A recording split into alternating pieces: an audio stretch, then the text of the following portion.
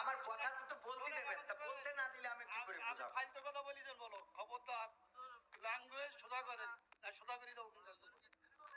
Language সোজা করে বলেন। আমি বলছি আমার কথা তো বলতে দেবেন। ল্যাঙ্গুয়েজ সোজা করে দেবো কিন্তু একদম। বিয়াদব লোক কম নাগার ফকর ফকর করতে যাবি, খাবার দেবো একটা চোখ মুখ বাসটা করে দেবো কিন্তু একদম। আমি প্রশ্ন করলাম, একজন লোক বলতে আলমদের শরীরে নামাজ পড় না শুরু না বললে নামাজ হবে না, আমি ফালতু ভাবতেছি। আমি বলছি আমার উত্তরটা তো দিবেন। কোন জায়গায় কি বলতে জানি যাই, বুকাতে কি লেগে পড়ে জানি যাই। কম নাগার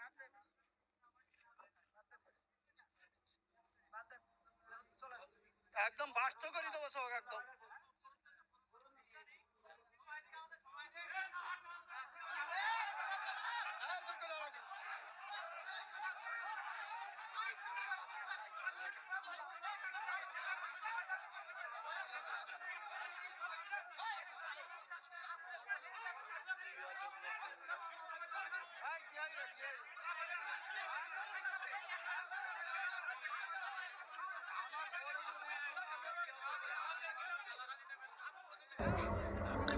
আপনারাই বলেন, এই যে ইনার মুখের ভাষাটা, ইনি যে ভাষায় কথা বলতেছে, এই ভাষাগুলা কি একজন নেতার হতে পারে?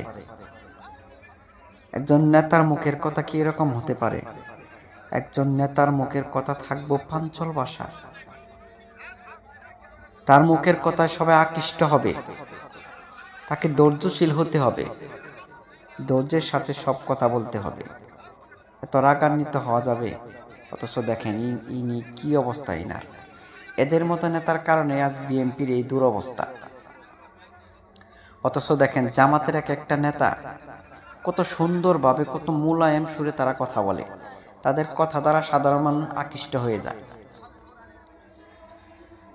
অনেক সময় বিএনপির এই সমস্ত নেতারা বিভিন্ন জনসভায় যায় তাদের ক্ষমতা দেখাতে গিয়ে তারা জনগণের রোষাতলে পড়েছে। এই দৃশ্যগুলো দেখার পরও এই সমস্ত নেতারা শিক্ষা গ্রহণ করে না। তাই আসেন, নেতা হতে হলে তাকে অবশ্যই ধৈর্যশীল হতে হবে, সুন্দর ভাষায় কথা বলতে হবে এবং মানুষের মনের কথা বুঝতে হবে। আল্লাহ ওনাদের বোঝার তৌফিক দান করুক, আমিন।